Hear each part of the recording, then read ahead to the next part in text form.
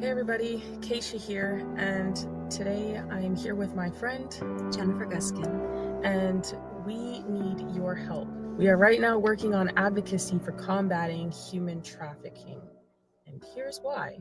So we'll give you a little bit of background of our story and why we're doing what we're doing. I was adopted as an infant by a couple who sold me throughout my childhood. I have been to Epstein Island and on multiple Lolita Express types of flights as a child. After I went public, Child Protective Services opened a substance-exposed newborn case, even though all tests came back negative, and they told me that if I wouldn't stop posting on social media, I would never see my daughter again. I started to connect how I was adopted as an infant and then sold throughout my childhood, how many other children who have been through the adoption, foster, and CPS pipelines have also been trafficked to Epstein's Elk.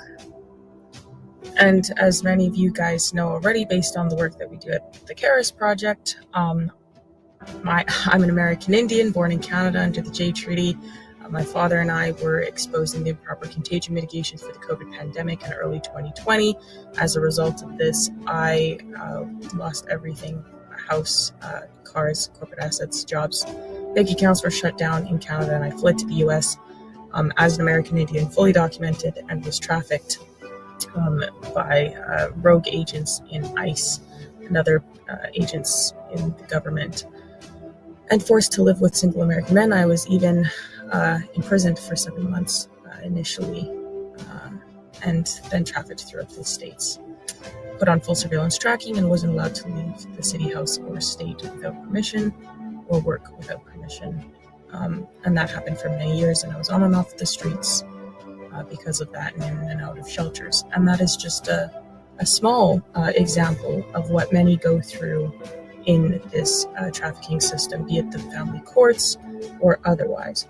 So that's why the Karis Project will be going to DC to speak with representatives and do live reporting. We're also going to be in contact with other families who are dealing with human trafficking, and through the CPS courts or through any other means, lesser versions of trafficking, and doing reporting on them live and otherwise.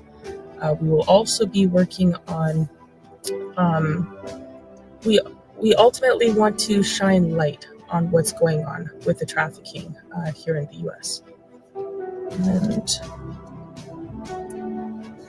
we also want to meet with various agencies in DC, and we'll be going back and forth for training sessions and other things so that we can be better equipped to help people deal with resolving some of the issues that we're seeing. We will also be putting forth petitions in government to help people get justice, and that's something that we have been working on already so far. We have some petitions that have recently been filed in the state of Colorado, Michigan, Texas, and Arizona, and we will be continuing. But we can't do this on our own. We will be traveling to events and training courses, as well as DC on a consistent basis. We also have to get acceptable equipment, such as computers, cameras, interview gear, etc. There will be other miscellaneous costs that would also be like gas, food, and rooms if necessary.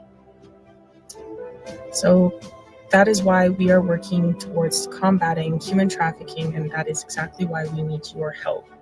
We cannot do this alone, and most what the Karis Project does is on its own dime. And so we do love and appreciate each and every one of you that support us and all the work that we do. As many of you know, we also live stream on Lindell TV every day. And everything we do, like I said, is on our own dime. So we appreciate all the love and support and all the people who do donate. And we would very much love and appreciate that still. Thank you everybody for your time and considerations. And thank you for all the support. And we will catch you guys in the next one, and hopefully we might see you guys in the future and come across you and maybe be able to do some great things together. Hello, everybody, and welcome to the Karis Project podcast. Today we have with us Mary Knight. She is a relationship coach who has an interesting path on having to go from, I guess, being a single mother who went to becoming a sex worker and went through different things, got married, and now is giving some relationship coaching, especially to some people that are men from church. So we want to hear about her interesting story about the different things you went through your life. And so, do you want to give yourself a little introduction to our audience? Yeah, sure. My path was a little unusual as a sex worker, as I started when I was 33 instead of being so young like so many women are. I started off, I was a single mom of 3 kids, all under the age of 12. I had been married and divorced twice at this point, at the young age of 34. And I started working as a waitress in a strip club. And then about a month after that, I started working as a stripper. And then shortly after that, I started working for an escort service. And I actually, most of my experiences were very positive. I was in Houston, and I was never in a situation where I was forced into anything. It was more of a choice that I made at my level of consciousness at that time, that I thought that was just the best decision for me, to be able to support myself and my kids and have my youngest at home with me instead of in daycare. That was a big thing for me. Um, Also, along that path, I was seeing other women who had pimps. And I thought, there is no way I'm ever going to get caught up in that. So I learned how to run a business myself. And then, yeah, just kind of from there, I retired from all of that about 14 years ago. And yes, and as Dale mentioned, I am now married. I've been with my husband for 11 years. And all my kids are grown now and successful and happy. And what I do now is I coach men. I started this YouTube channel for women, but it was men who were responding. And so it was this very interesting, just this set of circumstances and this whole turn of events where I was coaching men who were trying to understand their bond with a sex worker, either in the past, like he thought they had something real, and then all of a sudden she just disappeared from his life, or he was married and seeing this a sex worker and had fallen in love with her.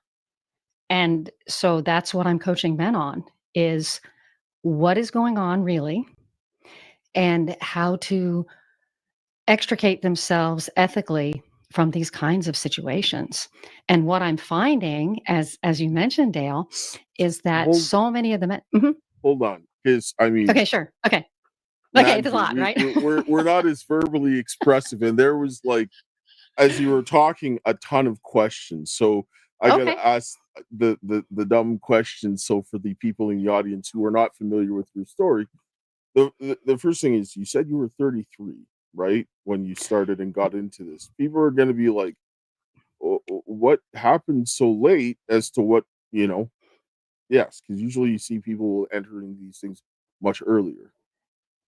Yeah, I mean, when I was at the strip club, I was working with a bunch of teenagers, really, in Texas at that time. So that was 1998. And you could work in a strip club, even though you couldn't buy a drink. You could work in a strip club when you were 17. And a lot of times strip clubs didn't like hiring girls so young, but they would. 17, So 17 years. 17, I don't know if that's still true, but it was true back then in 1998 in Texas. Crazy, right? Yeah, I right? mean, Like, I'm smiling because it's so crazy. Yeah.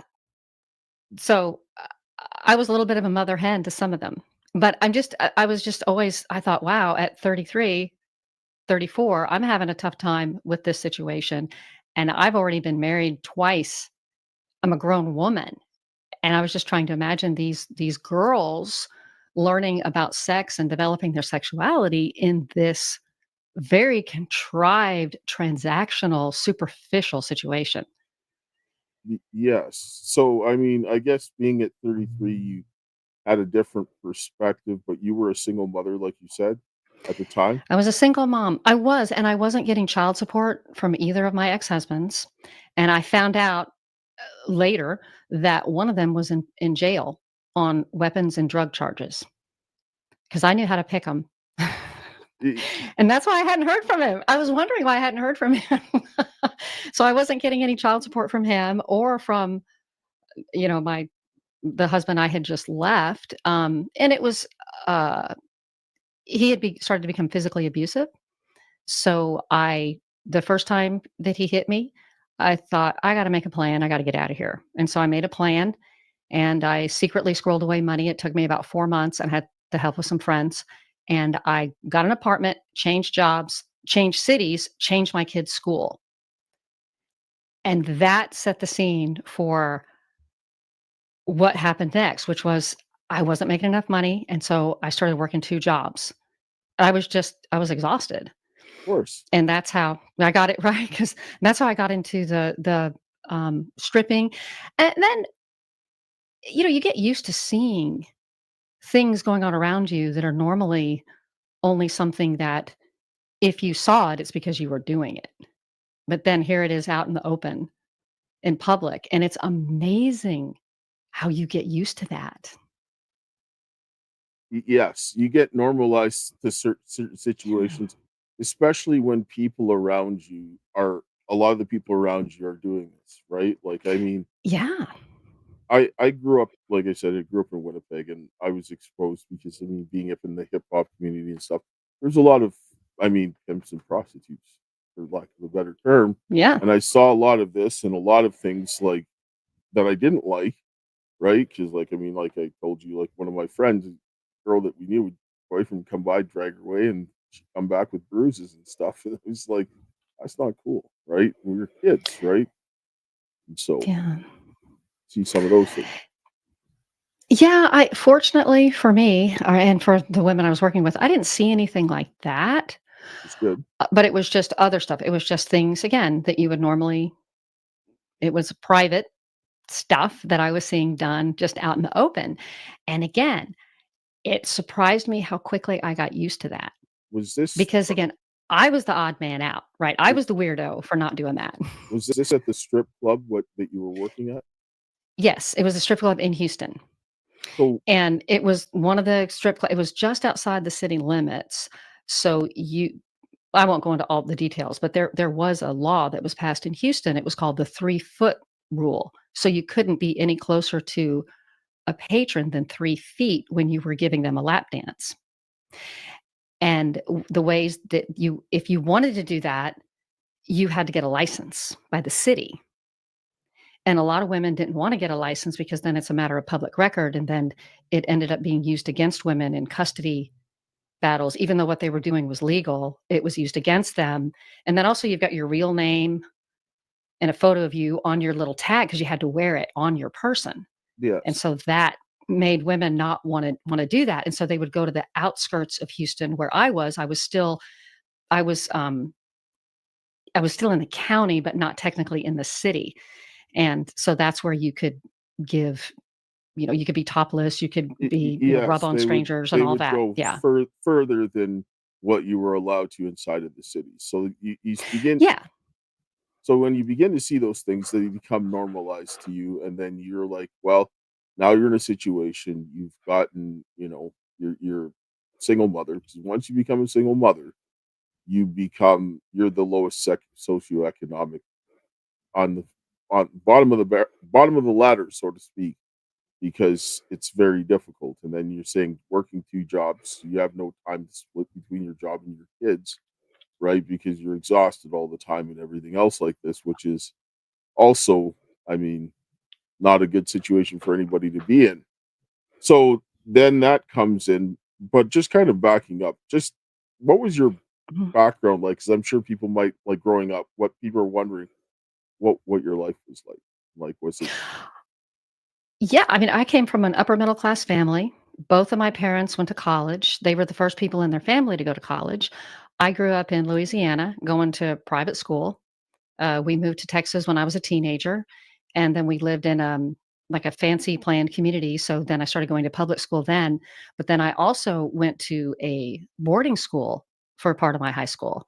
So I always went to, I grew up in a very I guess, when you look at it on the outside, a very normal life. I never wanted for anything materially. And my mom that was mentally ill, she was diagnosed much later with borderline personality disorder. So I never knew what mom I was gonna get home when I came home from school. Never knew which mom I was gonna get when I came home from school.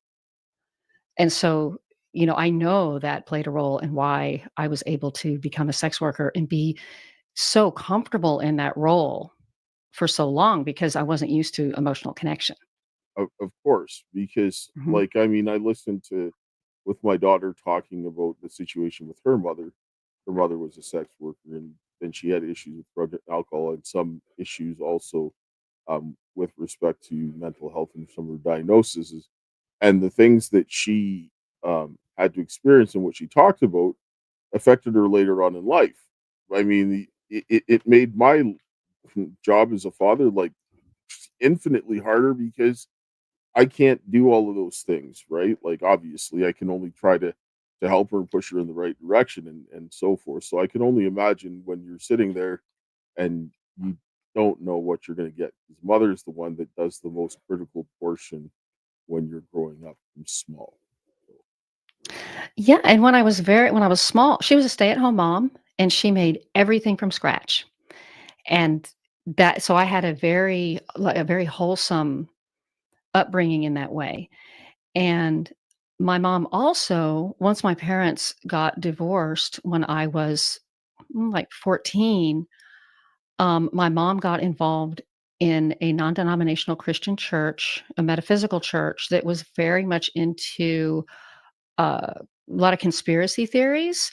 Um, or we thought, I don't even, we didn't even call them that. That was just the way things were. But now a lot of that stuff is true. The way that I was raised and the things that I believed, it's like, that's true. And I'm thinking, they're just now talking about this stuff. I'm like, yeah, duh.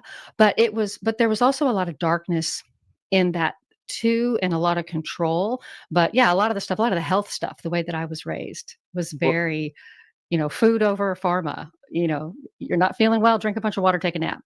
That's the way that I was raised. yes, and I just wanted to bring that up because a lot of people will think that okay, you must have been beaten and weren't getting properly fed and all these things.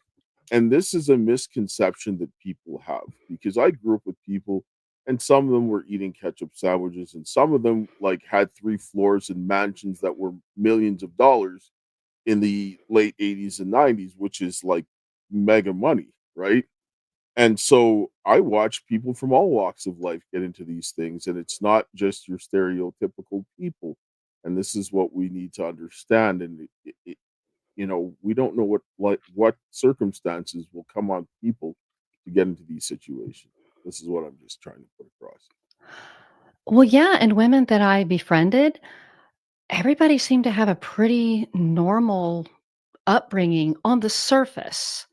On the surface, when we would become good friends and we would talk about things, it was, I'll say this a lot of times, it was a very, very strict, fundamentalist religious background where there was a lot of dogma, a lot of concepts, and not a lot of heart where they didn't feel it. They were just being told, well, dogma, and it never they didn't it and I don't know what else to say, but I found that across the board. Like, I was one of the few people.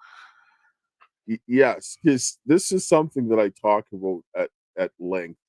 Because you and one guy I was talking to, he said either you have like the super really strict type of pastors or the ones that are just like very feminine. This is where you see the extremes, which I talk about things called practical Christianity. I stopped going to church for probably about 20 years or so because I was like, I couldn't reconcile what I read and what I saw. And I was just like, you guys, like, you're like, some of you guys are like devils. Like, sure, there are good people there, but there's some people that are wrong. And the ones that seem to be doing the wrong seem to have the loudest voices, which I don't see, right? Like, it's usually the people Mhm. that are doing good are trying to do good, and the guys that are doing wrong are always barking. But what I do see is that whole practical aspect of making it the way that you live, not just a set of don't do this or that, or understanding is missing. This is why people end up in those situations, because they miss critical aspects of life, and which is why a lot of the men that are you're seeing there are coming to you for those questions. Well, because people, I don't see them having a personal relationship with God. That's that's they call they're like, "Oh, I'm a man of faith and this and that, and this has been really hard, and I've never told anyone these things that I'm telling you. I've gone to the Christian counselor. None of that is working." And the way that they talk to me, the things they talk about is like, "Oh, you don't, God to you is so far away, and the God they talk about doesn't love them." And that's heartbreaking. I can feel myself kind of like getting emotional thinking about that because that's the core of what is going on. That's how I felt too. I felt like I didn't matter no matter what I did. Who cares? Doesn't matter. And That's that's how these men are feeling. that you hit the nail on the head, and I agree with you, because a lot of people um, try to put God like there's some high in the sky individual, like that's just way out there.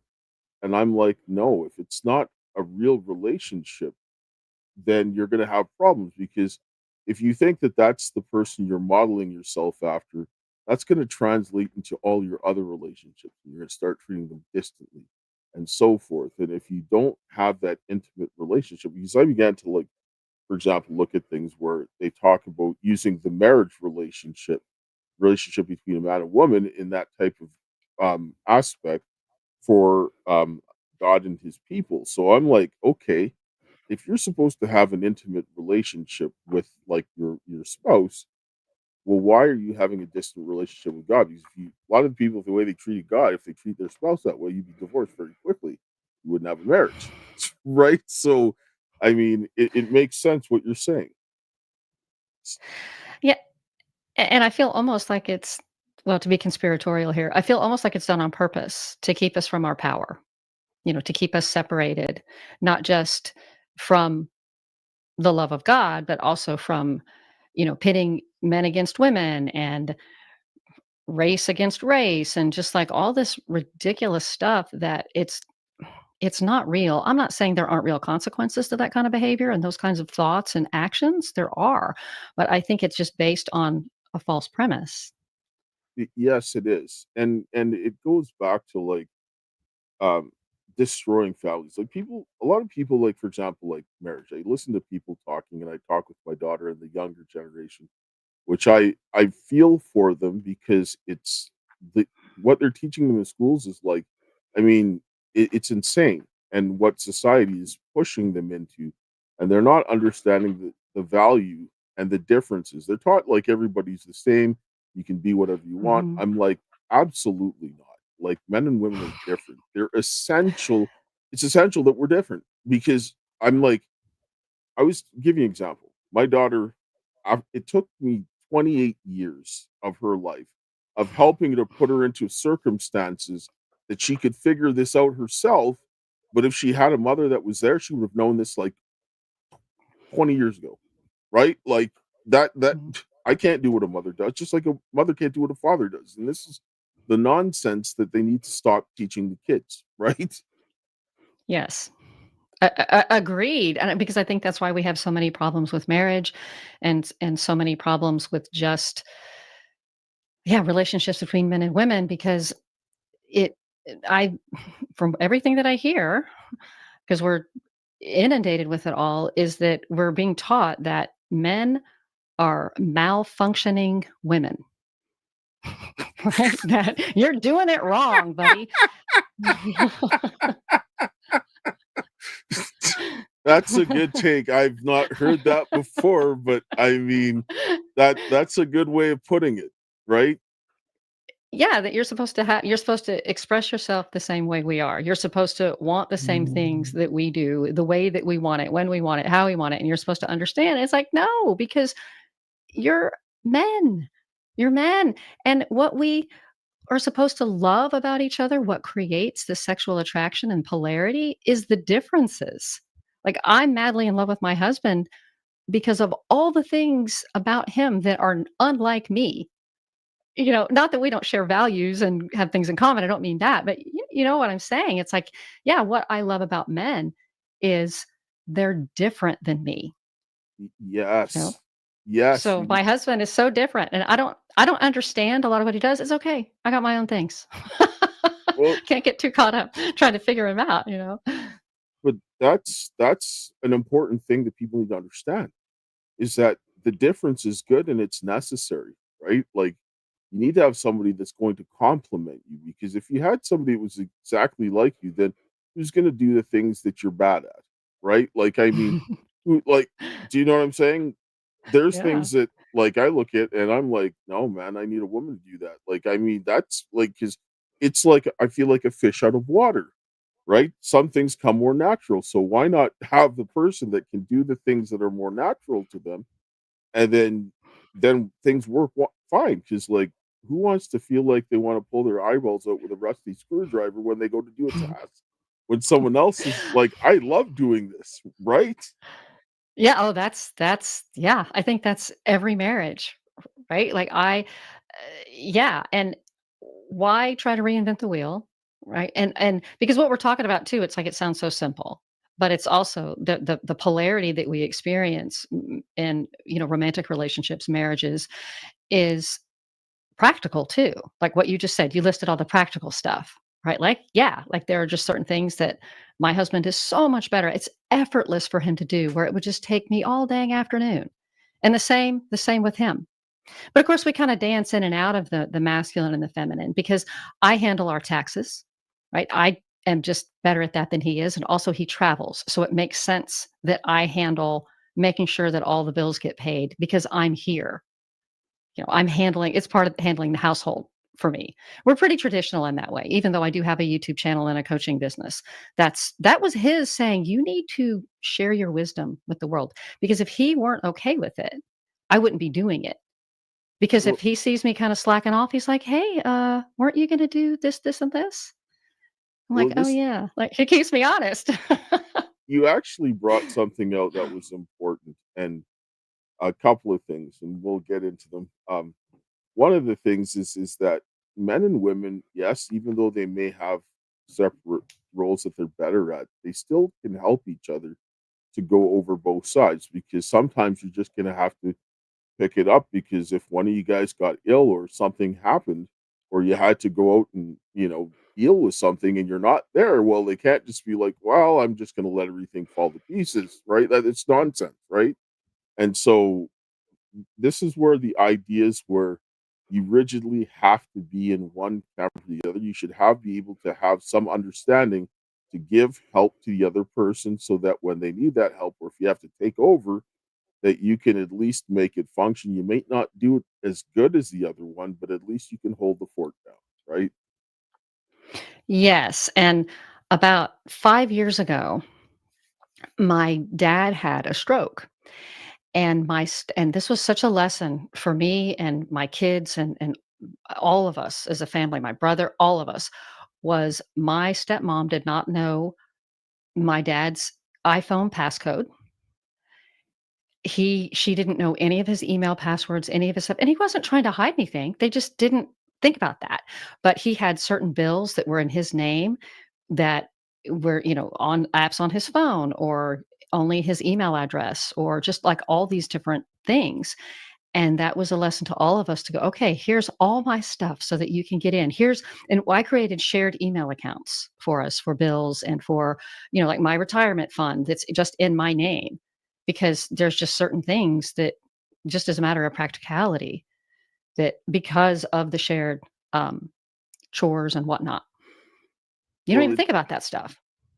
exactly. I mean, that's the whole idea, the shared responsibility. We got to take a short break to hear from the Pillow Okay. Man, and we'll be right back.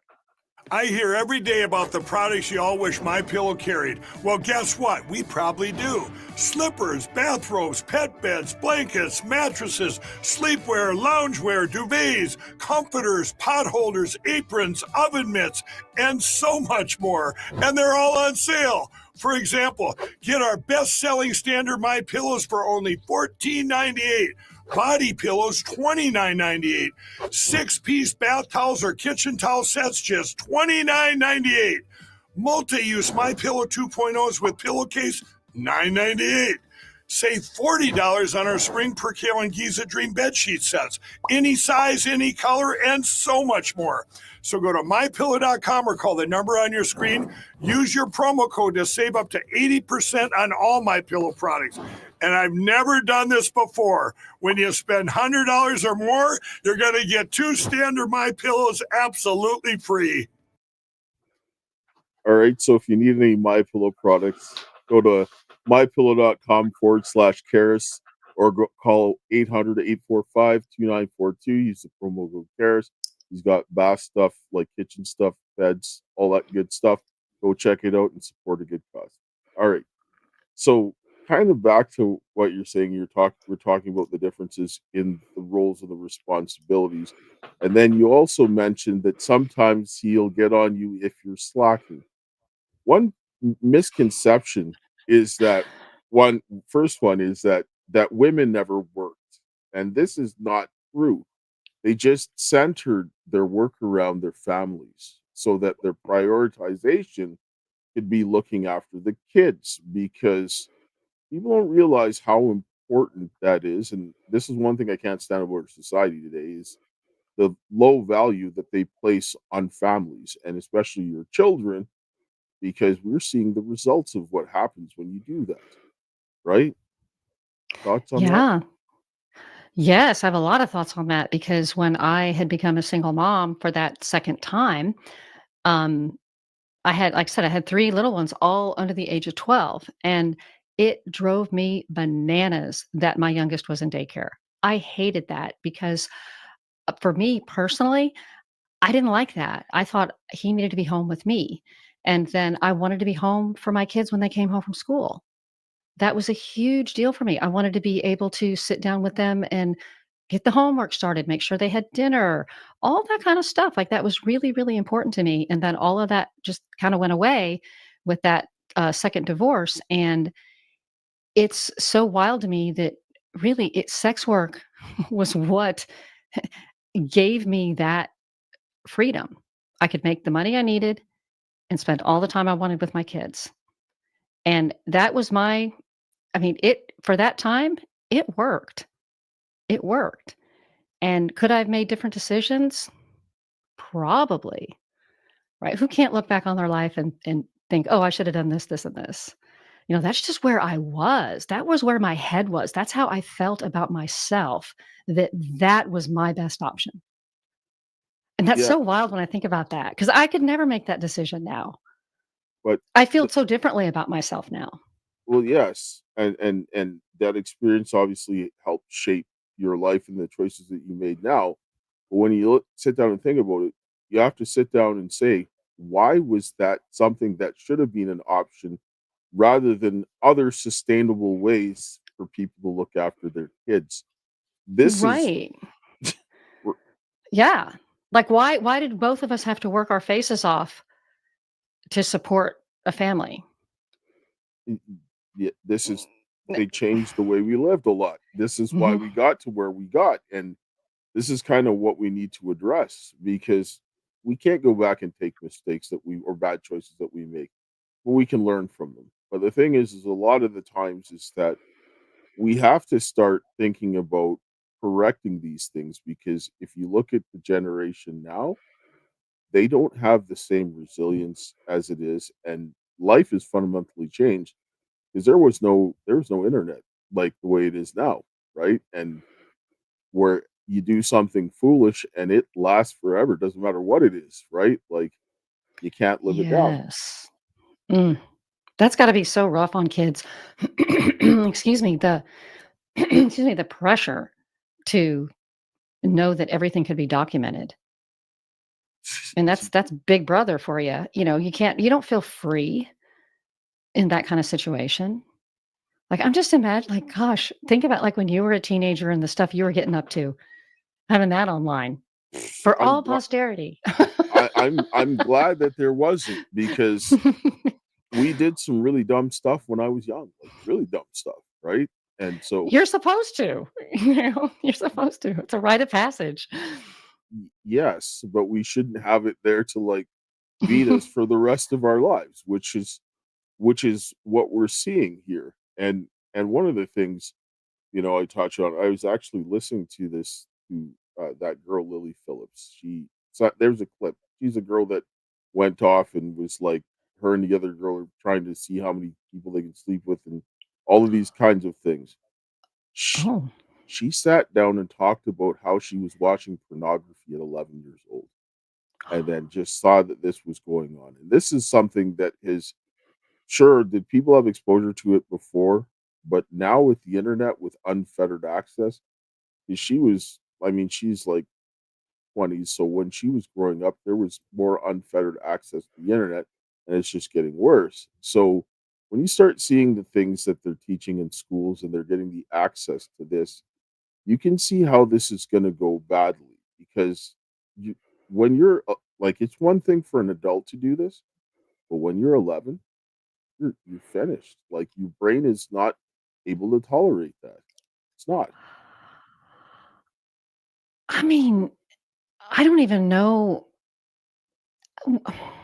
I don't even know what I think about that. I know how I feel about it. I don't know how to express it in words, how utterly disturbing and disgusting that is available to an 11-year-old person. There is no reason for that. Well, no good reason for that, especially available for free. If something's free, that means you're the product. So, it's oof. This is what I'm saying, because I know that all kinds of things can help shape your life, and it takes a lot longer to then, sort of get through it. And we're not sitting and saying that, yeah, your every challenge is going to go away, but there's some things that you don't want to expose children to, and that is one of them. And every precaution should be taken in order to do that. And like, going back to like the schools, they're teaching children that these types of things are acceptable. I don't know how that is in Texas, but here in Canada, like, they were sending kids home with like wooden dildos on how to What? to put condoms on them, and ask their parents on like their about masturbation and what these types of, like, at like grade school kids, like very young. And I'm like, it shouldn't be, those things shouldn't enter their heads, right? No. I mean, I'm thinking about when I learned about those things, especially like the toy aspect, right? Like learning about it. I didn't know what that was. I mean, I was probably like 30. Seriously. But because that's like a fringy thing. I that's yeah, they're trying to normalize all that stuff. For what to what end? It's not a good one. Like, I mean, I've been Mm-mm. looking into this, and it's not good, right? Like, and I mean, this is where we have to protect our children. This is why, going back to like the relationship aspect, needs to be fixed in a very big way, because how we form relationships dictates how our families are. And people are like, well, like, I put a thing on social media, and somebody made a snide remark and said something about, oh, somebody who's a former sex worker now is going to give somebody relationship advice. And I was like, I'm going to sit down and say, when I look on social media, a lot of the girls that went into the sex work, they're very smart.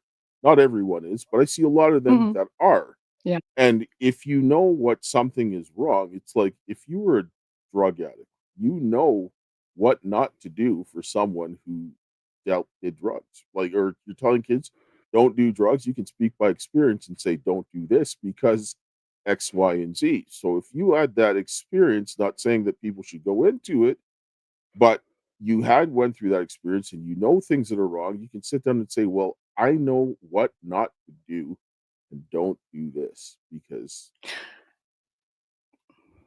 Well, right? also, I learned what men told me they felt was missing from their marriages, what they felt was missing from their interactions with their wives.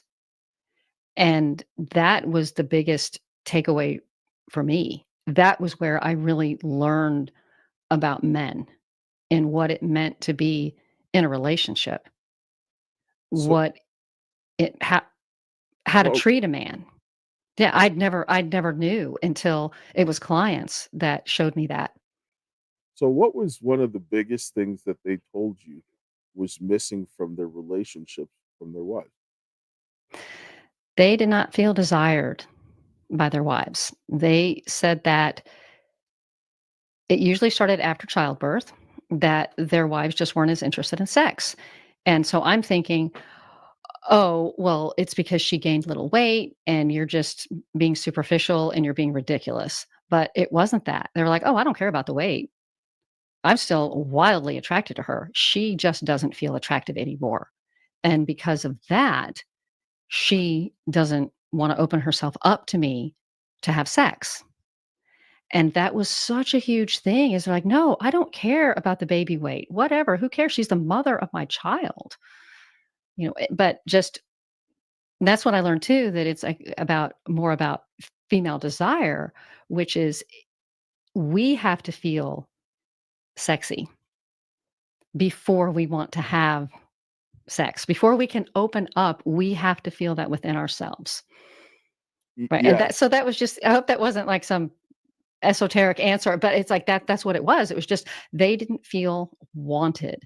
And then eventually they didn't feel needed in the relationship because the wife was all about the kids, all about the house, all about socializing, all about all this stuff, but not the man. He was just there to pay for stuff.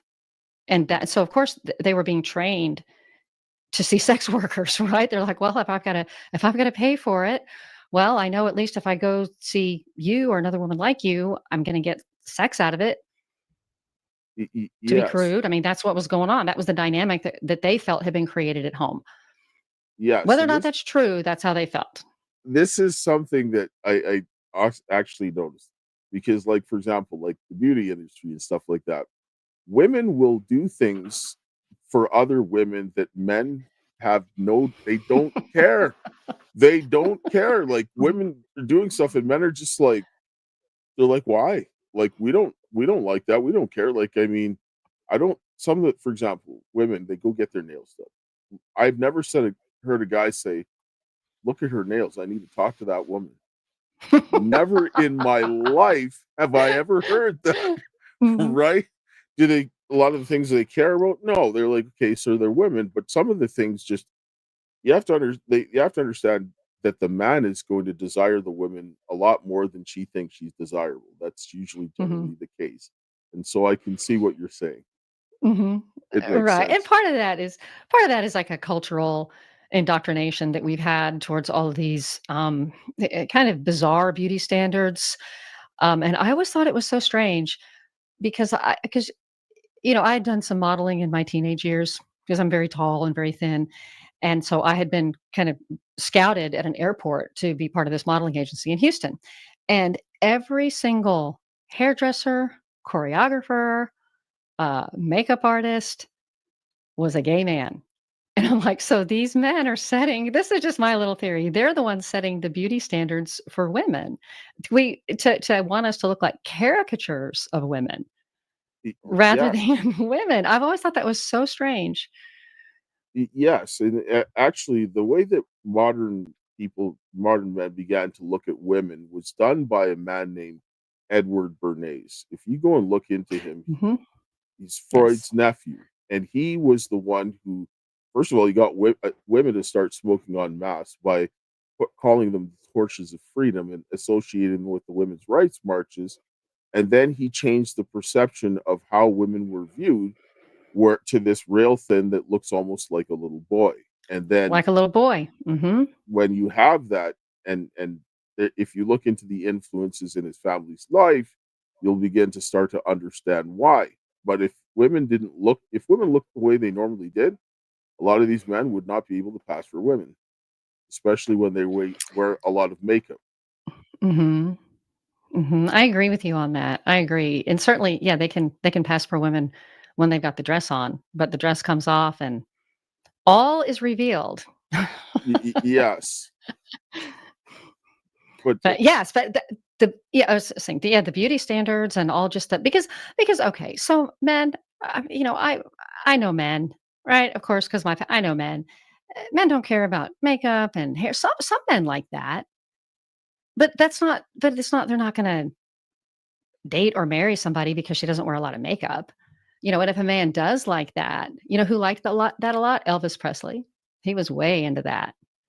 Like lots of makeup and hair and fingernails, everything being perfect. But Priscilla Presley was also 14 years old when they met and started dating. So, you know, Yeah, he had his that's a it's whole yeah. other thing.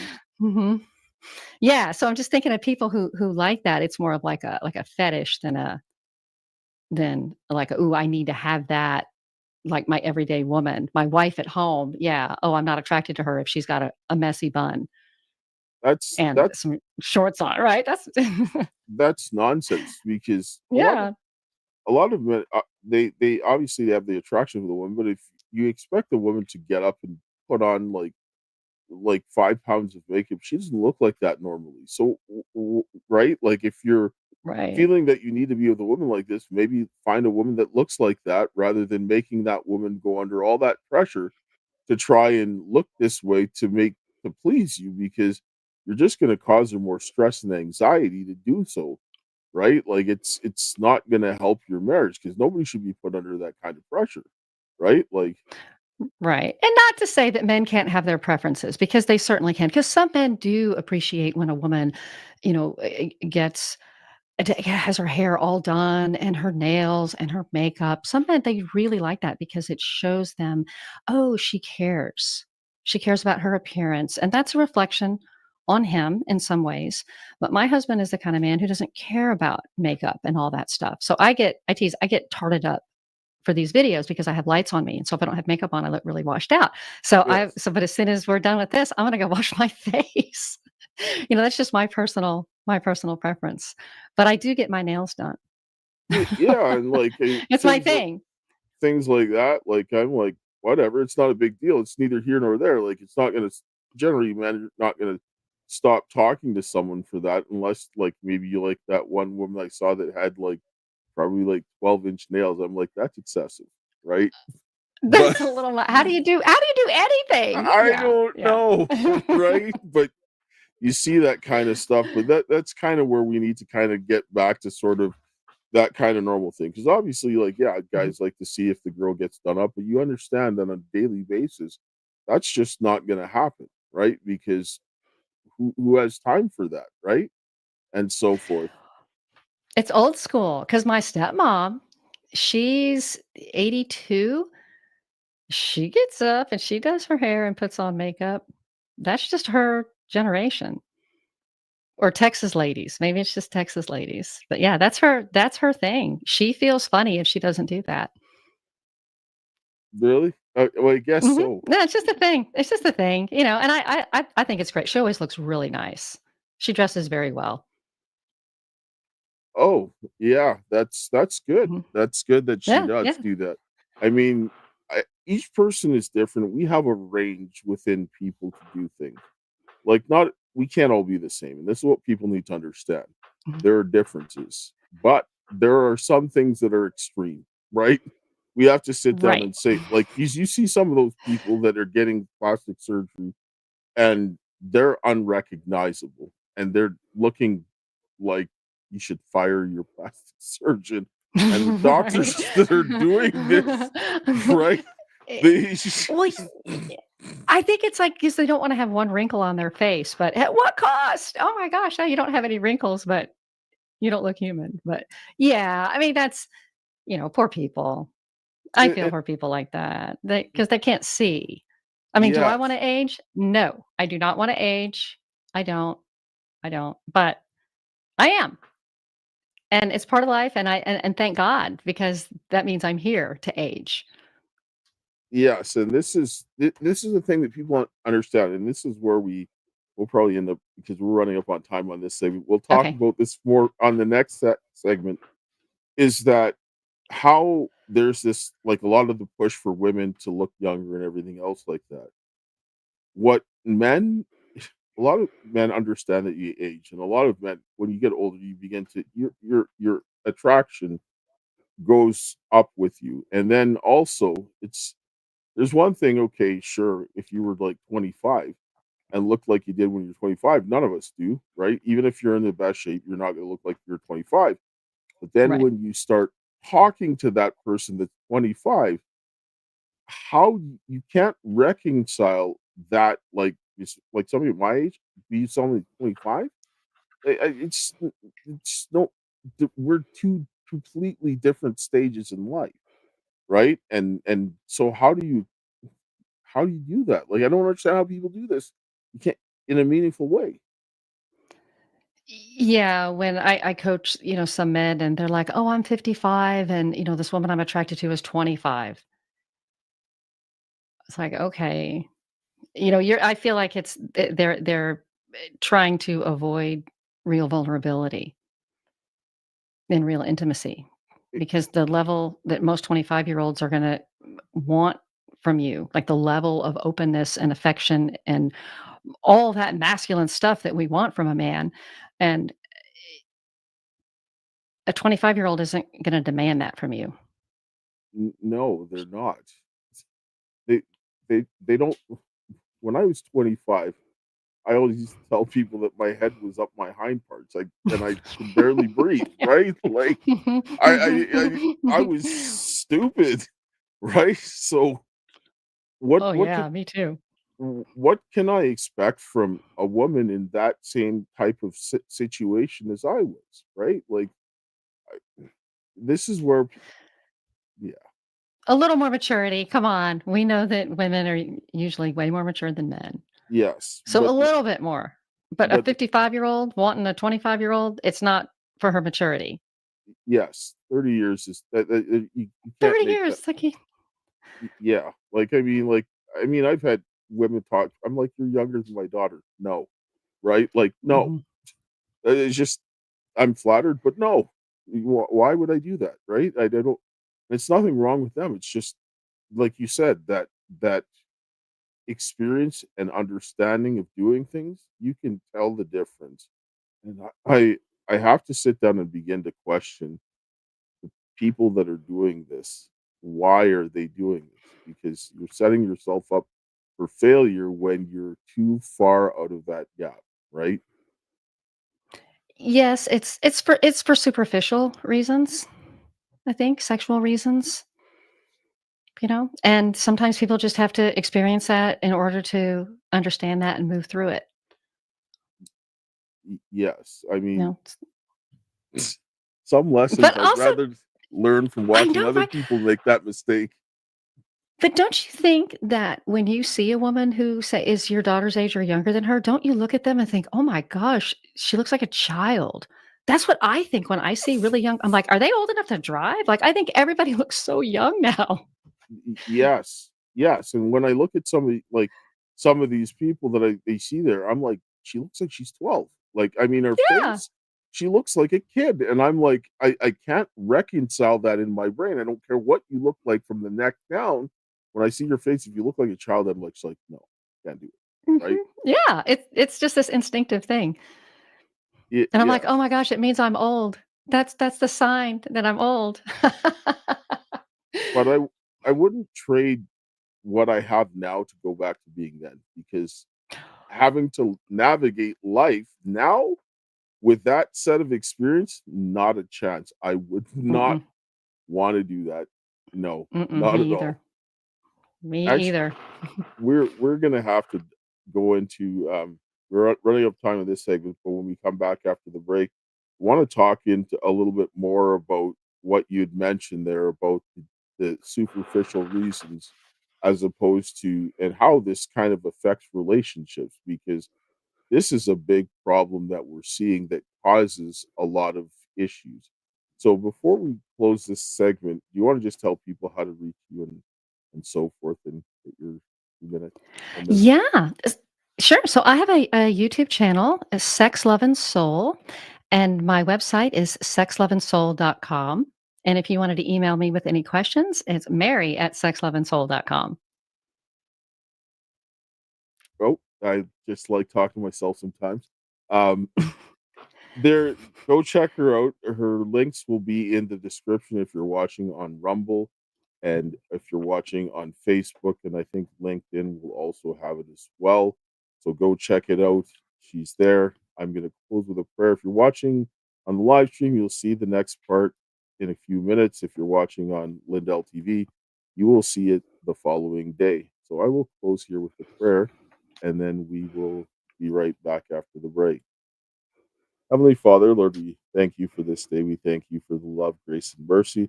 We thank you for the hope that you have given us, and we thank you for the work that Mary's doing to use her experiences to help other people, to help teach people how to do things practically. And Lord, I ask of you this day to help the men and the women stand up, to do what's right, and to learn more about you, and that we would make things practical and to rebuild our families, our churches, and our community and our nation, so that we can have some sensibility for the children to grow up in, is my prayer.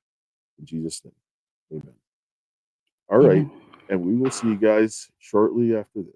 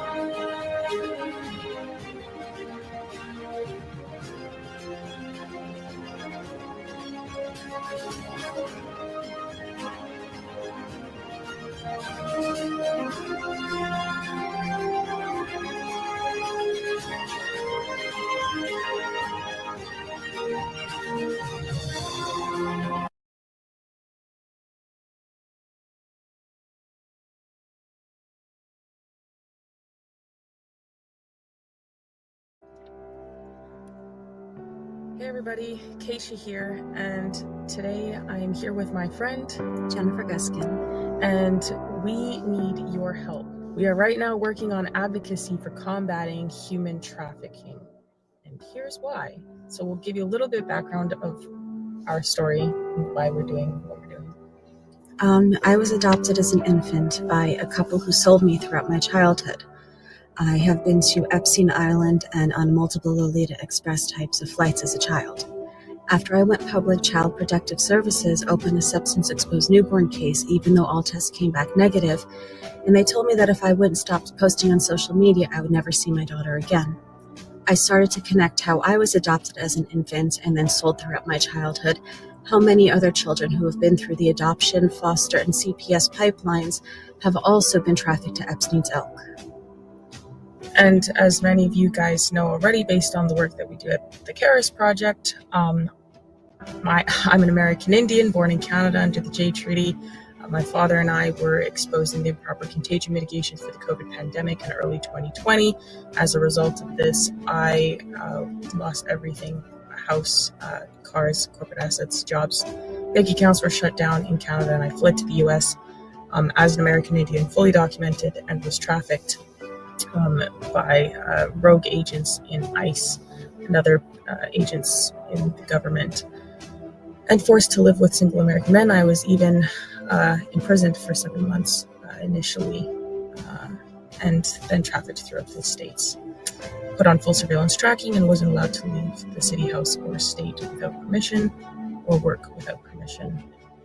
And that happened for many years, and I was on and off the streets because of that, and in and out of shelters. And that is just a small example of what many go through in this trafficking system, be it the family courts or otherwise. So that's why the Karis Project will be going to DC to speak with representatives and do live reporting. We're also going to be in contact with other families who are dealing with human trafficking, and through the CPS courts or through any other means, lesser versions of trafficking, and doing reporting on them live and otherwise. We will also be working on, we ultimately want to shine light on what's going on with the trafficking here in the US. And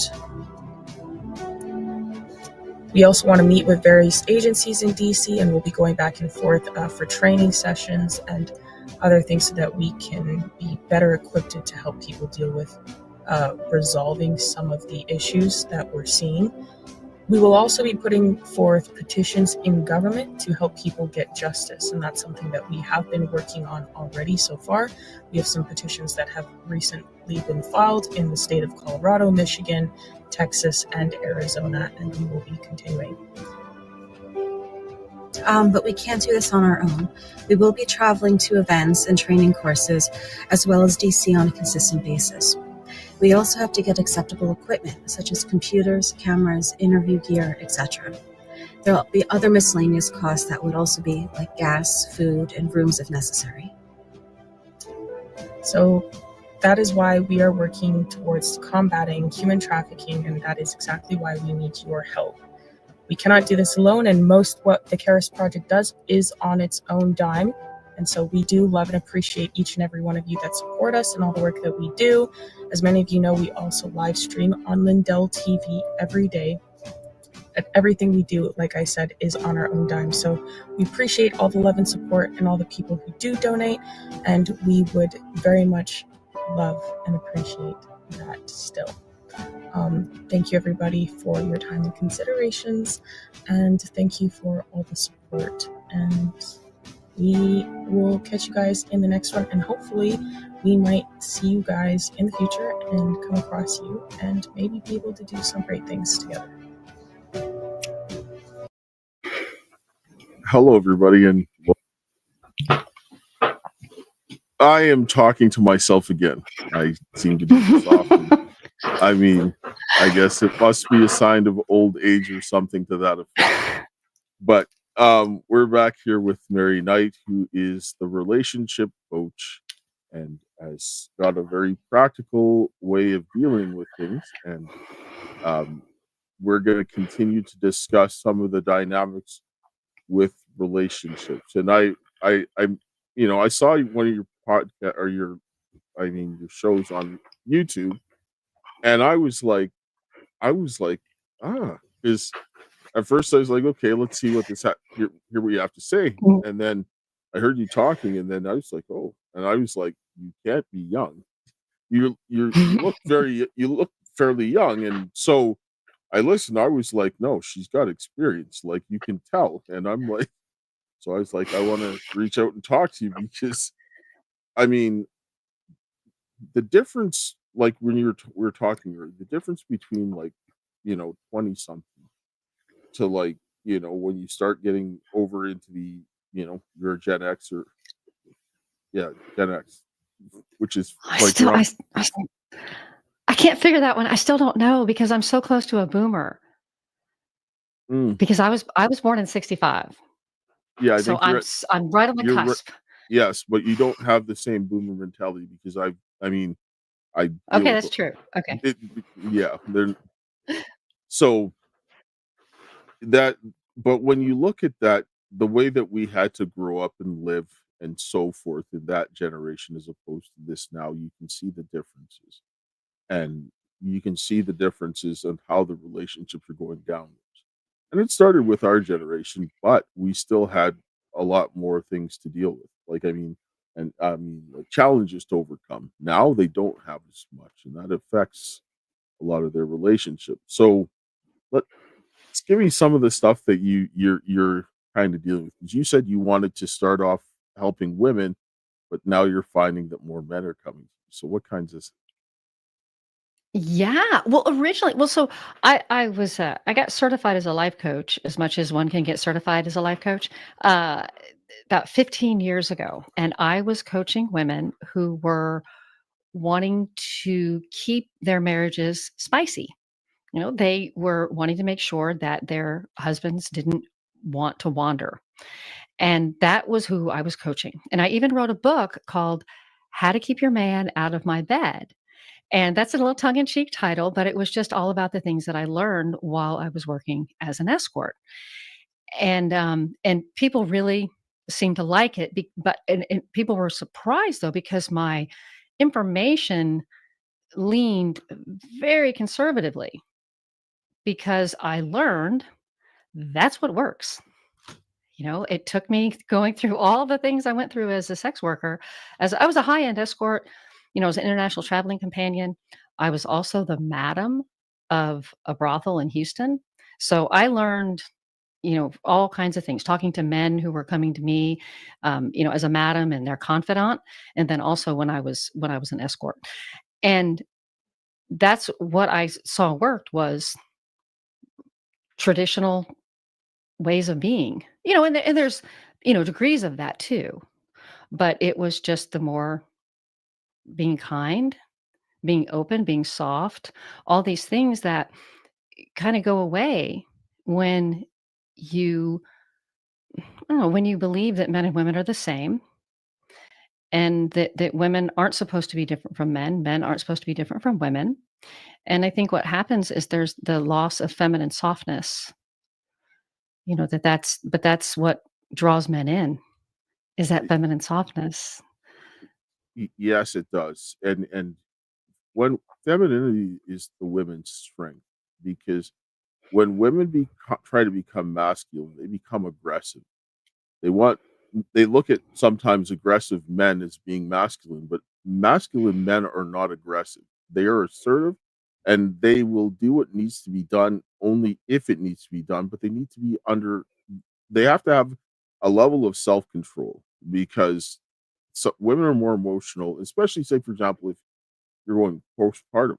Well, the husband doesn't have postpartum, right? Like he's got to be the stabilizing force. If he's mirroring your postpartum depression or whatever you're going, what's going to happen? It's not going to work well, right?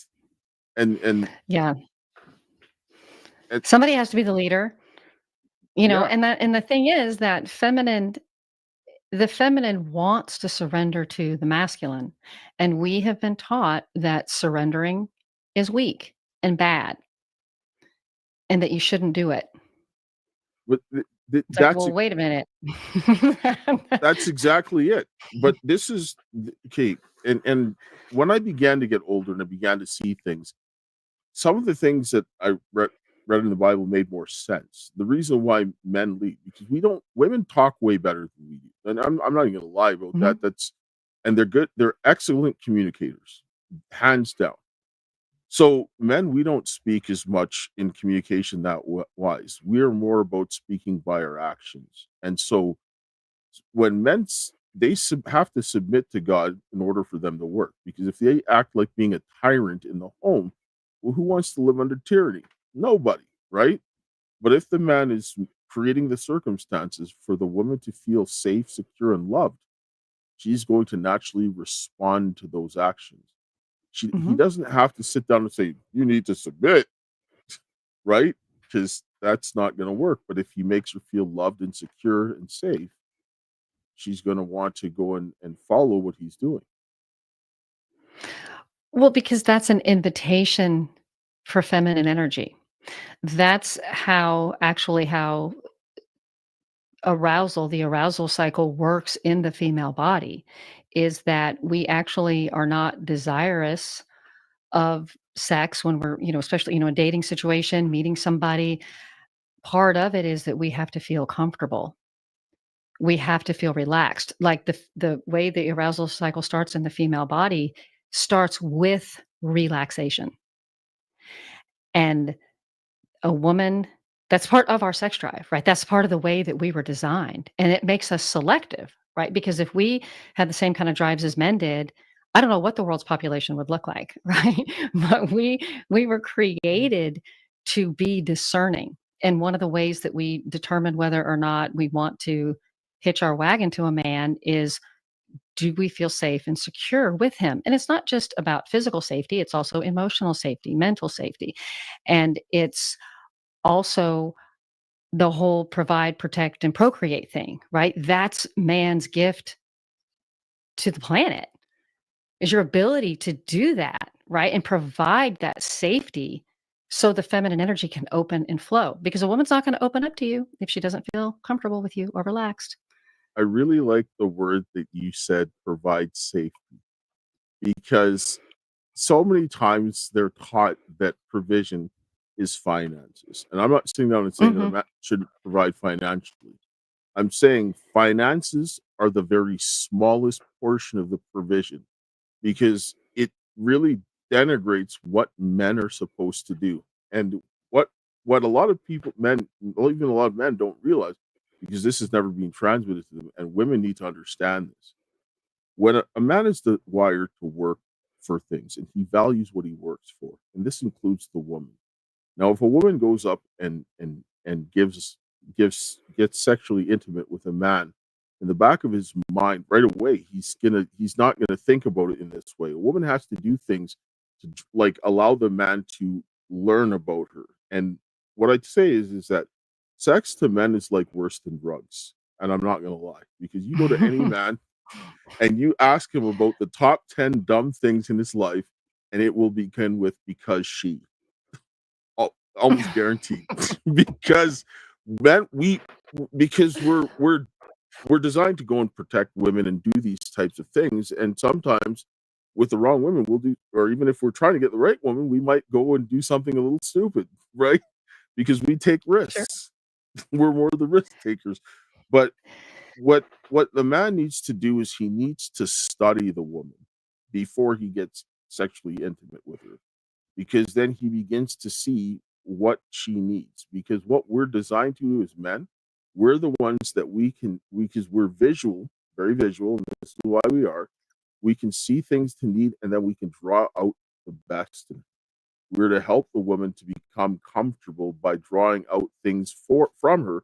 And we have to sit down and see, are we capable to do these things? And does she have the right types of things? And if a man does those things, then his sexual experiences will be much greater than what he will experience, but he can never experience them until he learns how to do this to the woman. That's really beautiful, the way you said that, because I could feel myself just relaxing when you were talking about that, because it really is that, it's that beautiful. But for a man to be able to do that, he has to be present. He has to be not just physically there, but he also has to be there mentally and emotionally. And so many men are, and women do this too, but we're talking about female sex drive right now and attraction. And the men that I coach, they're nice guys, right? They're nice guys. They're nice guys in their marriage. They're nice guys out and dating. And they're finding that, oh, women will accept a date with me, one date, but then she'll never go on another date with me. Or I'm in a low sex, no sex marriage with my wife. And they're saying, after watching your videos, I realize, oh, I'm being nice because I'm not in my masculine presence. I'm in my head. I'm trying to figure things out instead of, okay, also trying to apply logic to feelings and emotion. And when you do that, because they're not the same thing and it doesn't work, and all you do is get frustrated. And then we hear things like, oh, women don't know what they want. Women say one thing when they mean another. And then we hear, then women are saying, well, men are only after one thing. He's using my body. He's not trying to connect with me. And it's not that may not be the man's intention. Yeah, he wants to connect with his wife. But if he's in his head all the time, he can't do that, because a woman wants to feel that masculine presence. We need to feel it. And y'all just do stuff without even trying that is so attractive to us. You hit the nail on the head. This is what you do things, because men try to talk and reason this out. You can't. At some point, I grew up with 5 women. I learned very quickly that sometimes you can't reason with your mouth. You just have to do things. And I learned that if I Mhm. changed my actions, that I would get the right responses, because I can't win a war with words with a woman, because a woman, when her brain shuts off, she can still talk. Men, eventually our mouths just shut down and we can't say anything, and then we have to walk away, because then, you know what I mean, like, we will go down to, like, our resort is, if we're standing in front of a man, we'd be fighting. We're like, we can't do this to a woman, so I have to leave, right?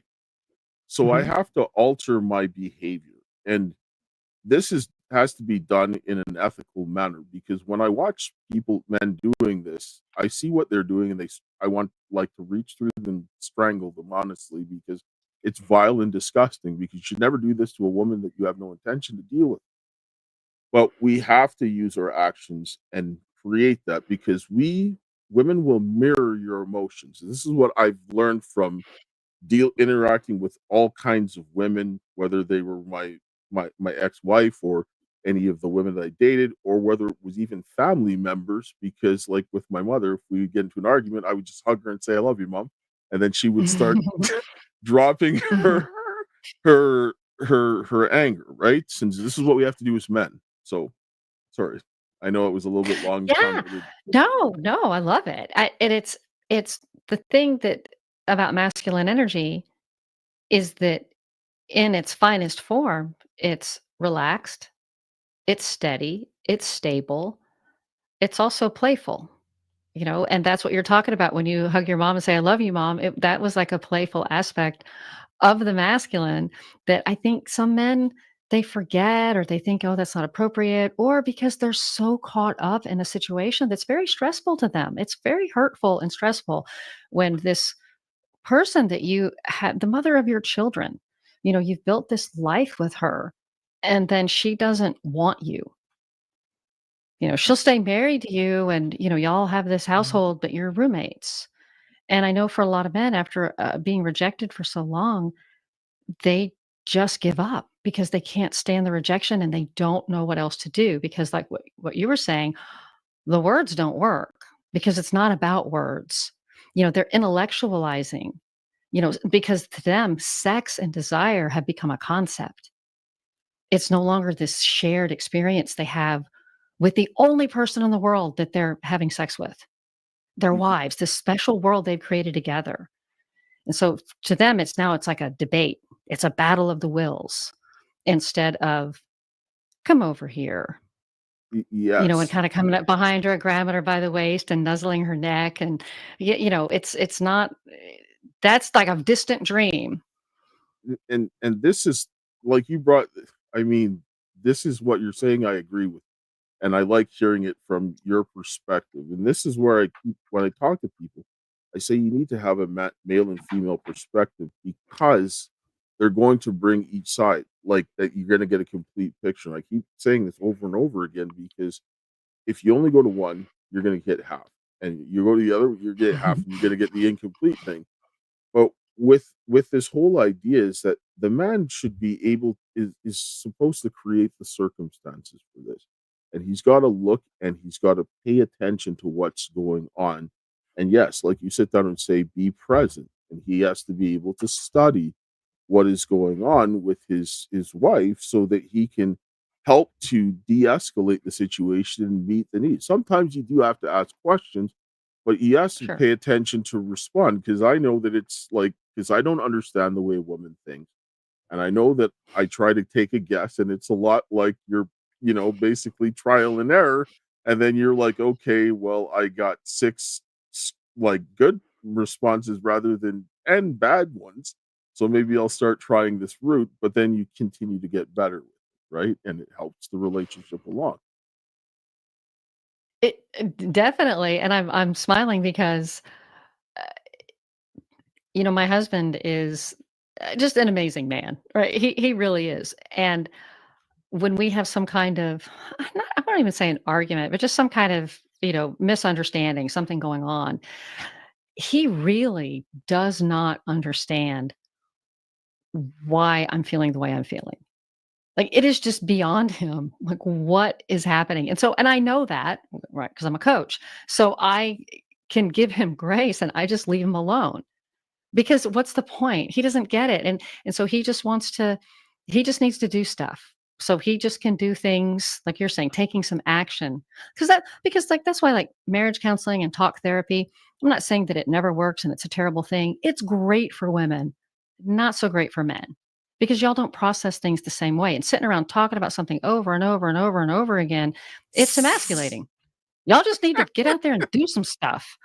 And I know, and it sounds so simplistic but it's true. That's not the way that y'all, and your laughter proves it, right? That's not how you feel great about stuff. Not that you don't need to express feelings and emotions and ask questions, of your woman, but to go on and on and on and on, that is not, y'all don't like that. Yes, because women will process while they're talking. Men do not. Like, I've always had to tell them, like, especially in an emotionally charged one, especially with my daughter too. I'm like, stop.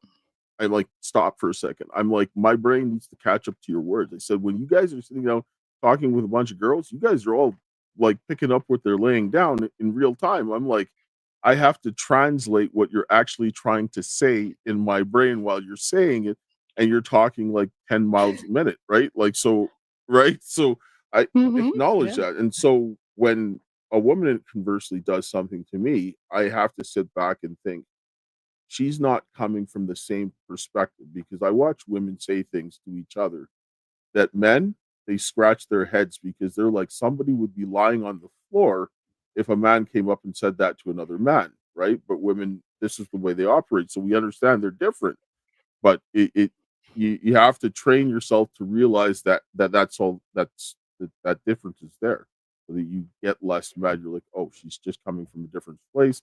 Let me figure out where it is, right? Well, yeah, and it's like how sometimes y'all think we're psychic. Because or how we just know stuff. Y- It's because we're taking in so many different pieces of information from our environment. And a lot of women are very good at reading people. I know I am. I'm very, very good at reading people. But I think also it's because of my childhood. Right, and that's something that positive came a lot of positive stuff came out of my childhood, but that was something is like reading people because it's a way to stay safe. We extrapolate all this information from the man in front of us, yes, and and it is funny. Yeah, you think that's why you think we're psychic, is because you just y'all don't have to pay attention to all the stuff that we do.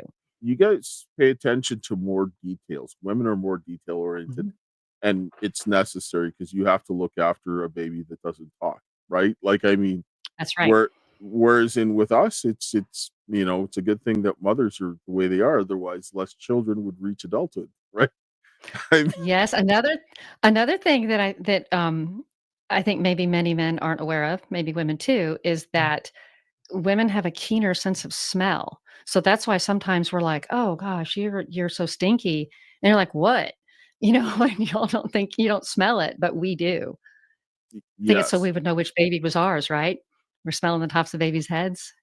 We would know yes, which one was ours. and men and women do read things a little bit differently, because we read people, because men are more behavioral, as opposed, because we're very visual and we Mhm. observe things. Like, when a woman has a problem, a man, it's written all over her face. She can't hide that from a man, especially if they are know each other very well. And women will think that they're hiding it from the man, and the man's like, "What's the issue?" And then she's like, nothing." And man knows you're lying, but I'm not going to provoke the bear right now. But we're designed to help the ones, like, I tell people, for example, if you woman just had a baby and you're in a very vulnerable situation, man should has to be able to look at them to see what their needs are, to quickly assess them, and also look after the surroundings to make sure that if you guys were like in a cabin in the woods, the big bear doesn't come and take you all out, right? So that's what we're designed to do. So Right.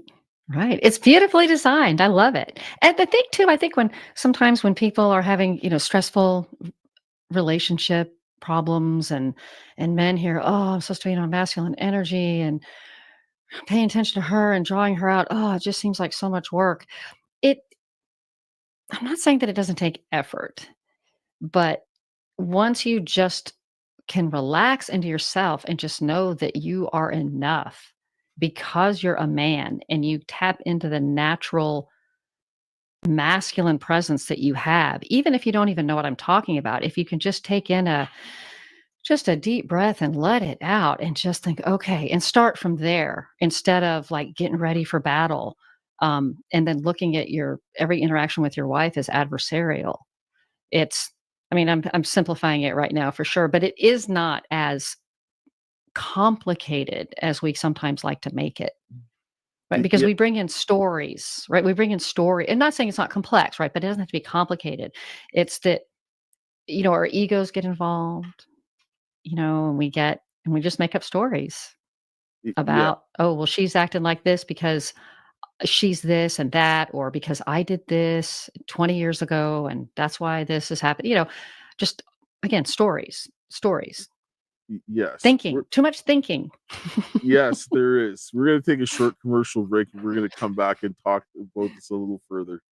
I hear every day about the products you all wish MyPillow carried. Well, guess what? We probably do. Slippers, bathrobes, pet beds, blankets, mattresses, sleepwear, loungewear, duvets, comforters, pot holders, aprons, oven mitts, and so much more. And they're all on sale. For example, get our best-selling standard MyPillows for only $14.98. Body pillows, $29.98. 6-piece bath towels or kitchen towel sets, just $29.98. Multi-use MyPillow 2.0s with pillowcase, $9.98. Save $40 on our Spring Percale and Giza Dream bed sheet sets. Any size, any color, and so much more. So go to MyPillow.com or call the number on your screen.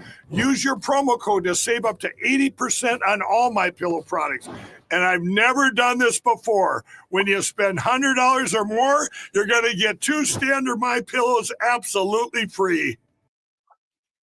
All right. So if you need any of the MyPillow products, go to mypillow.com/Karis or call 800-845-2942. Use the promo code Karis. You've got a lot of good stuff. Support a good cause. Get some good pillows and other good household items like kitchen, bath towels, and even beds. So go check it out. All right. So kind of going back to like what we're talking about here. I mean, I think that a lot of this need to start exploring more of the different dynamics. And women too have to have some more responsibility. When I look at some of the things that are happening here, they also too have to recognize that we are not like they are, and that they can't expect us to operate in that kind of manner. Can you give us a little bit about what you've heard about that type of aspect? What you have to say? Yeah. Well, what happens in a lot of marriages where there's the no sex, low sex, because the man wants to be kind and compassionate and understanding about it, and certainly doesn't ever want to feel like his wife is doing it out of duty or that she feels forced into it in any way, right? Because he's a decent human being. He wants her to want him. But what happens over time is because there's this rejection for so long that he is waiting for permission to feel desire from her. So when a man is waiting for permission from a woman, she is in the leadership role. And a woman does not want to be the leader in the relationship. She doesn't want to be calling the shots when it comes to romance. And again, Just I want to emphasize, oh, can you just say that one more time, just so that people can be clear on that? Because that was very important what you said which part? about The whole thing? the Okay. about asking for permission and being in the The leadership per- role. That yes. Yes, because it's just a natural reaction for, a nice man. He wants to be a decent human being, so he is waiting for permission to feel desire for his wife. He's waiting for permission to make a move. And so by default, now she's the leader. She's calling all the shots when it comes to romance. And I guarantee you, a woman does not want to be in that position. And then when she gets used to being in that position, that control, that the dominant position, it doesn't feel good to her.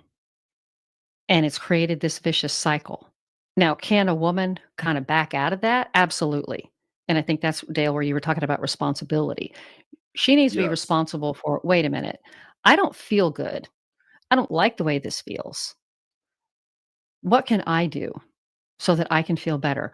Oh, because no woman, it does not feel good when we're being controlling and dominating. Now, and I want to emphasize this. We go in and out of masculine and feminine energy throughout our day. It just depends on what you've got going on. You know, when I'm creating my YouTube channel and I'm doing editing and I'm uploading, I'm strategizing, doing all those things, I'm in my masculine. Like I have to be, because that's the structure, the strategizing, all that stuff. That's masculine energy. That is not. It doesn't mean that I can't give it a little feminine magic to it, but it's all that is structure, right? That is leading. And that's my role. And sometimes I get tired doing a YouTube channel. And so I have my days I do it and days I don't. And my husband leaves the house on the days that I'm creating videos and I'm strategizing and doing all that stuff. It's just, I just feel better. And he's a musician, so he goes to a studio. But what I'm saying is that I need to be a leader sometimes, but not in the romantic department of my marriage. That doesn't mean I don't initiate, but it just means that he doesn't ask permission to feel desire, because once a man starts to defer to a woman in that way, it doesn't feel good to anybody. No, it's not the natural order of things. And that's a recipe for infidelity. Yes. That's what happens. It's not, no, I want to make this clear also. No man is ever like, oh, I know. I'm going to go find an attractive, willing woman who's not my wife, and I'm going to go have a sexual relationship with her, whether it's for an hour or whether I have an affair. No happy man ever does that. Happy people don't cheat. Happy people don't get involved in sex work on either end of it. That is not what is going on in those situations. It is a symptom. Just like a lack of sex in a marriage, it's a symptom of other things going on. That is, I agree with this. And I keep telling people that they have to look at the underlying problems, because when you start addressing those things, you're going to start finding the solutions. And for when women should, like, and this is one of the things that they're taught, and feminism has a lot to do with this, by teaching empowerment in sex. That's not, sex is never to be about power.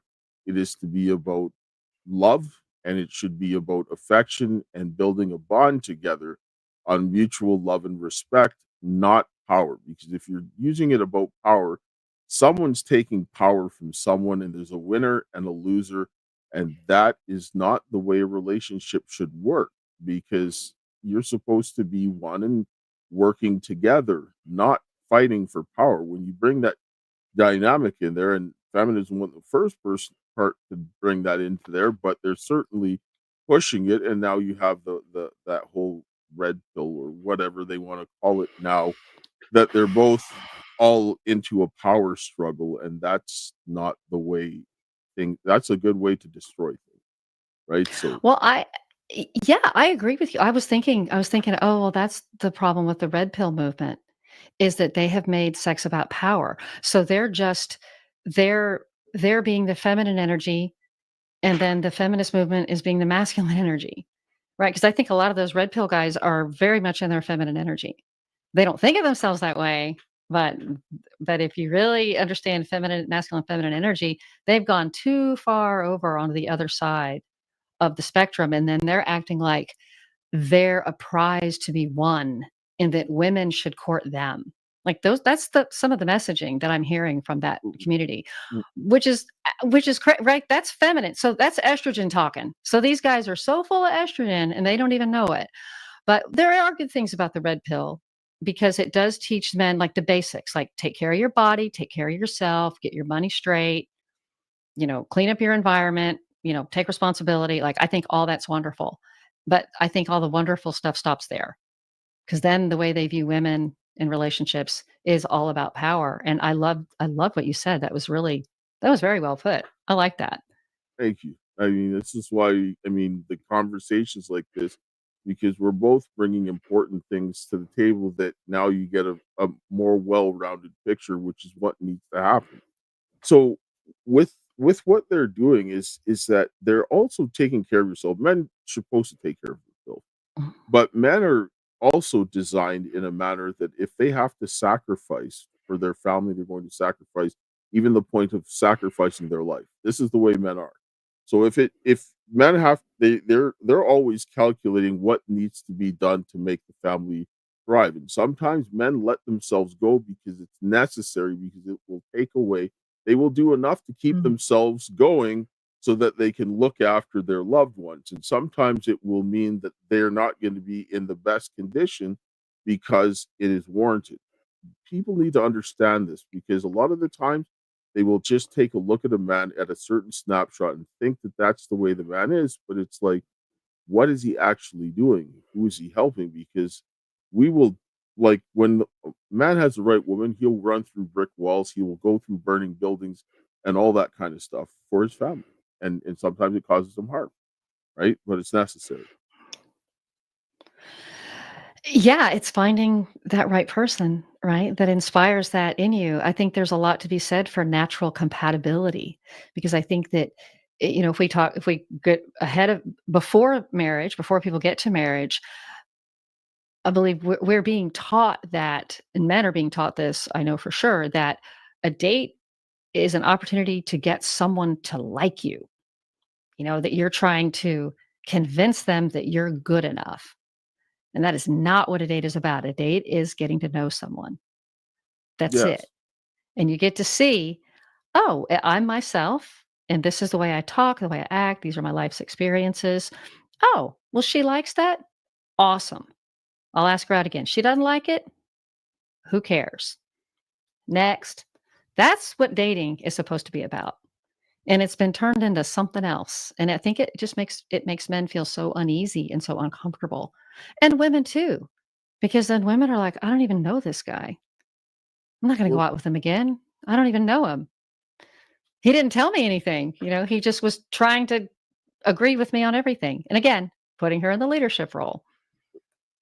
you can't, like, and some, because of a lot of the dynamics, people are very feel pressured to go in and get a response. And it's like, if they're not compatible and you think you see things, why go further and cause yourself more problems? Because you hear people say it, well, I saw it a mile away, but I still did it anyway. I'm like, Yes. like, really? Come on. Right? Yeah, there's, instant gratification, or not understanding relationships, not understanding the purpose of dating.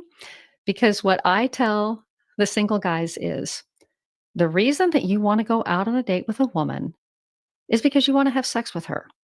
Right? You're sexually attracted. That is what sparked the initial interest. The reason she said yes is because you did a good job at seducing her. Right? You did a good job of making her feel comfortable enough and curious enough about you to say yes to the date.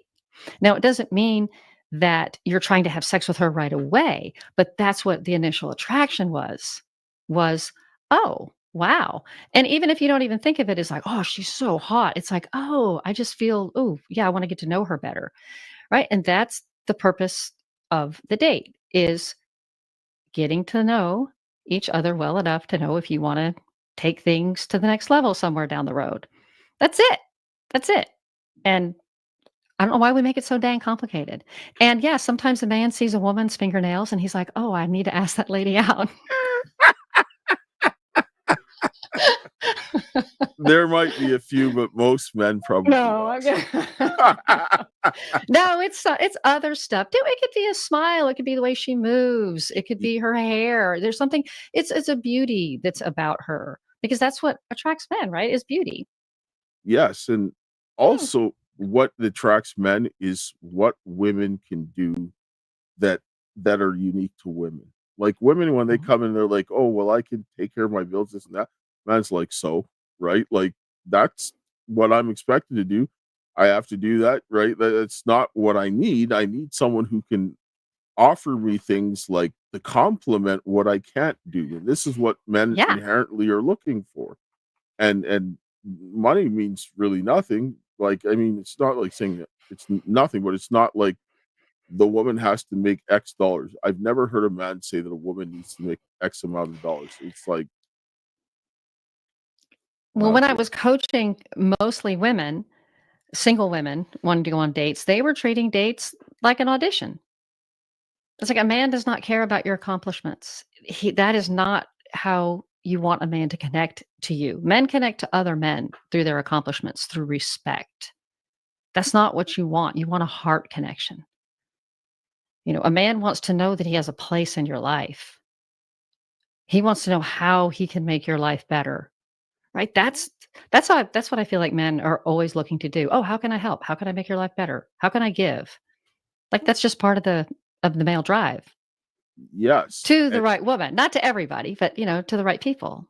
yes, and no, men will be basically helpful to other people and so forth Mm, in the way that there's, but they want to have that person that they can that pour their lives into, because that's what a man wants. A man wants somebody that's going to be by his side and to face life's difficulties with him, but he's going to stand in front so that they don't have to take the brunt of it. Because now the way our society is being shifted is women are being placed in the situations where traditionally men are, and they're going through the meat grinder, and it's creating more problems for them. And even the way that the society is built, a lot of it is fairly artificial in the way that it's contrived, because it changes the dynamic of things.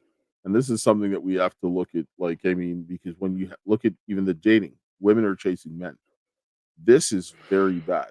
Like, it is extremely bad, because you're saying that changing the dynamic of the women that are coming there, the women are becoming more aggressive. When women become aggressive, it's worse than men competing against each other, because that's not the natural order of things. Women like to get along and kind of help everybody come together. They're not normally the competitive ones, where men is like, "Oh, well, that's war, too bad. You just lost out. Try again next time." Right? That's right. yeah. Well, I think that because of course people ask me these questions, and I honestly I don't know a lot about pop culture because I don't really. My husband and I don't have cable. We don't really watch. We have our little programs we like to watch on streaming services and things, but really that's not. We're both creators. We're both, we have a big house we live in by ourselves. Three grown kids. We have a grandbaby. We have a very. His family lives in Austin, close to us. We have a very full, rich life. So I don't know a whole lot about pop culture. People are like, oh, would you talk about this? Would you talk about that on your YouTube channel? And I'm like, but then I have to expose myself to all that kind of stuff. And I'll be honest, I don't really care. But one thing that I am, after that little diatribe, one thing I do am fascinated by that happened, I guess, when really started happening when in the mid 60s, right, when I was a kid, is the sexual revolution. And I just, I know the sexual revolution, the only thing that it did is gave, it took away a woman's kind of freedom to say no to sex. Because before it was just kind of built into the culture. Like it's expected that you are not available for sex right away. It's something that a man has to work towards. And now it's, I think that now it's not true. And I think it's just put us in a bad spot. It's really Yeah. put us in a bad spot. We should actually go and have a discussion in the future about the sexual revolution, because that is a very, like, very deep discussion, because the impacts of that change the dynamic of our society a lot. And it needs a good topic, because this is something that we see the effects of today, and it's terrible. Terrible. Yeah. It is terrible because it really did. It's a lot. Those things were put in place to protect women, and like you were saying earlier, like the empowerment. It's It was not empowering. And I know people are saying, "Oh, well, sex work, oh, it's so empowering. Porn, it's so empowering." It's like, it is until it isn't. Because it, take it from someone who knows. No, I mean, it helped me out a lot in a lot of ways. It took away because they were self-imposed in a lot of ways because I hid myself from people for a long time. It took me a while to learn how to open myself up again. To not just sexually to men, not just emotionally to men, but also emotionally to all kinds of people, because I always had this secret life, so it Yes. doesn't matter what your secret is, right? It's a huge burden. And so like having, being able to have sex whenever, wherever, however I want, how is that empowering? I don't, I mean, I know I'm preaching to the choir, but I never understood that. It's like, hooray, yay. Yes, and why does empowerment have to be with sex? Like, I mean, I like, know. do you know what I'm saying? And Yeah. because this is, I was discussing with my daughter, we were watching, and it was actually talking about this woman who's a golfer, and she ended up being in a situation.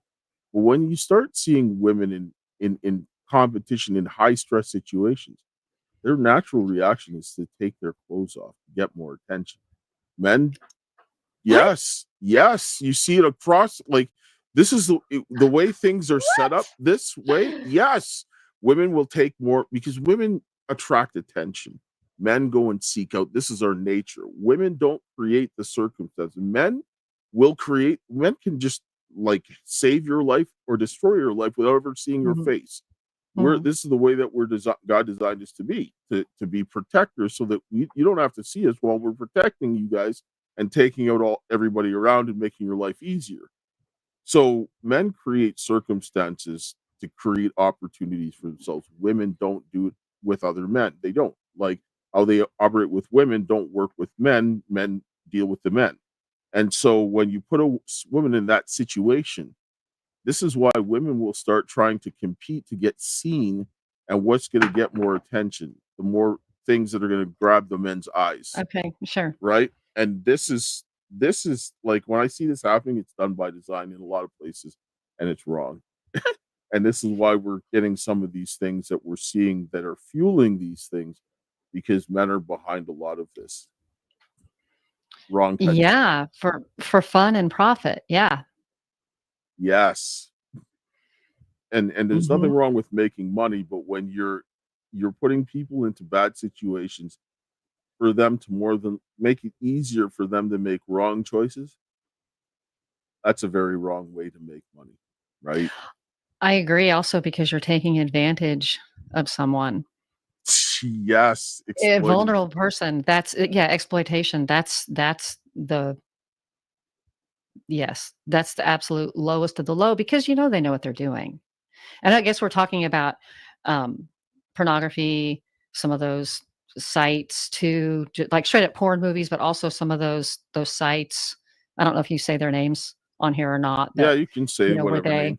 yeah, like OnlyFans and how I heard some statistics recently that w 1% of creators make a lot of money, and then I think 3%, maybe 10%, let me be generous, 10% of all the creators, models on OnlyFans make $1,800 a year, Yes, most of right? them And the don't. rest make nothing. Yes, there's a lot of. I actually watched a sex worker, and she's a very smart girl. She looked at the way that she did a Substack article about the structure of OnlyFans, and when I looked at it, she was asking questions on what may this be, and that we should look into it. And I looked at it, and I was like, a man design that I know exactly what they're using it for, and I said it's not good. It's not a very good model. Oh yes, because men and women see things very differently, and we get different perspectives. And when a man sets something up, it's very easy for a man to see what he's doing. It's not as easy for a woman, just like if a woman sets something up, it's not as easy because our thinking patterns are different, right? How we might get to the same goal, but how the route that we take there is very different, right? So we don't see the same steps in between because I'm like, I don't know how you got there. I see that you did this. What you did didn't make sense, but you got there, right? And so Mm-hmm. Yes. that it's yeah, that Well, needs it's to kind get of discussed. Go ahead. okay. I know. I know we probably have.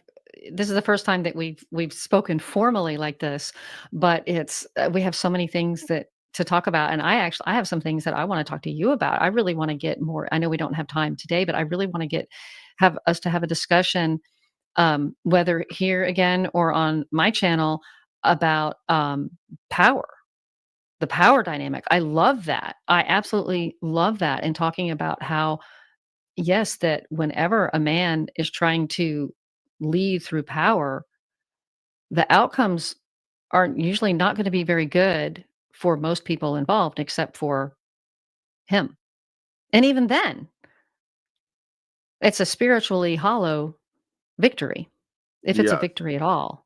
So yeah, I'm fascinated by that because we're fascinated. Our culture is fascinated by power. yes, it is, and it's a how it's a wrong way, and because they're cultivating this, we should have a discussion of what actually love should be, especially coming from a man's perspective, because they're the ones that lay down and they're the ones who set the tone for this.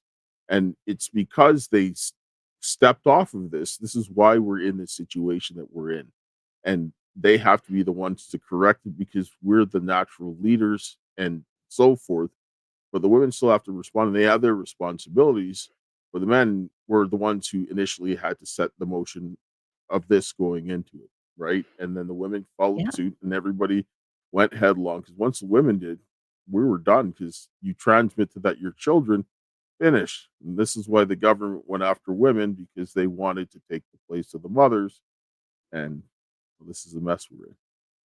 Well, I think that the government, especially with you know, socialist leaning governments like what our government started doing in the 60s was the government wants to be our daddy, right? And saying that men aren't necessary.